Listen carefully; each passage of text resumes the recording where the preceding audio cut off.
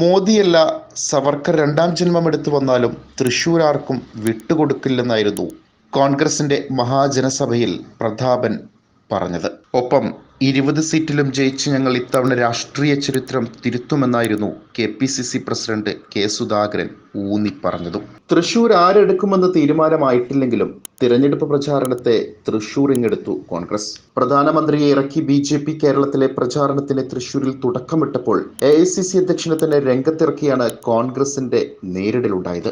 LDF മാത്രമാണ് തൃശൂരിൽ ശക്തമായ ഒരു തുടക്കമിടാൻ ഇനി ബാക്കിയുള്ളത്. ഇരുകൂട്ടരും തൃശൂരിനെ ഈ സമ്മേളനങ്ങൾക്ക് തിരഞ്ഞെടുത്തത് വെറുതെയുമല്ല. വരാൻ പോകുന്ന ലോക്സഭാ തെരഞ്ഞെടുപ്പിന്റെ തലസ്ഥാനം തൃശൂര് തന്നെയാണ്.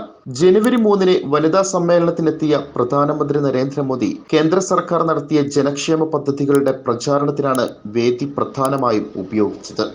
മോദിയുടെ ഗ്യാരണ്ടി എന്ന് ആവർത്തിച്ചു പറഞ്ഞ അദ്ദേഹം ലക്ഷ്യം വെച്ചതും മറ്റൊന്നുമല്ല. ഇന്നലെ കോൺഗ്രസിന്റെ മഹാജനസഭയിൽ TN പ്രതാപൻ ആ ഗ്യാരണ്ടിയെ എതിരിട്ടതും അത് മനസ്സിലാക്കി തന്നെയാണ്. വർഗീയവാദികൾക്ക് വഴങ്ങില്ല എന്നത് തൃശൂരിന്റെ ഗ്യാരണ്ടിയാണ് എന്നാണ് പ്രതാപൻ ഇന്നലെ ഊന്നി പറഞ്ഞത്.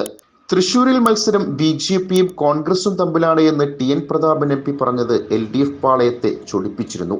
MP ഫീൽഡിലില്ലാത്തതിനാലാണ് ഈ പ്രസ്താവനയെന്നായിരുന്നു മന്ത്രി K രാജന്റെ പ്രതികരണമുണ്ടായത്.